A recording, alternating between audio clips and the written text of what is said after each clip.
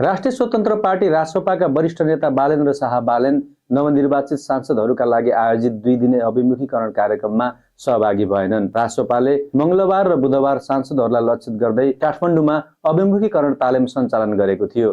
कार्यक्रममा पार्टी सभापति रवि लामिछानेले समापन सत्रलाई सम्बोधन गरेका थिए, जसको सामाजिक सञ्जालमा व्यापक प्रशंसा समेत भइरहेको छ। यसैबीच अभिमुखीकरणमा बालेनको अनुपस्थितिलाई लिएर विभिन्न अड्कलबाजी र चासो व्यक्त गरिएको छ। पार्टी प्रवक्ता मनिष झाले बालेन आगामी सरकार गठन र जनअपेक्षा अनुसारको जिम्मेवारी वहनका लागि आवश्यक आन्तरिक तयारीमा व्यस्त रहेकोले कार्यक्रममा सहभागी हुन नसकेको स्पष्ट पारेका छन्। उनका अनुसार तीव्र भेटघाट, आन्तरिक गृह कार्य तथा शारीरिक मानसिक सक्रियता आवश्यक भएकोले बालेनले आरामलाई प्राथमिकता दिएका छन्। त्यस्तै बालेन निकट काठमाडौँ 3 का सांसद राजुनाथ पाण्डेले पनि बालेन हाल घरमै आराम गरिरहेको जानकारी दिएका छन्। उनले बालेन आन्तरिक टिम निर्माण र आवश्यक तयारीमा केन्द्रित रहेको बताएका छन्।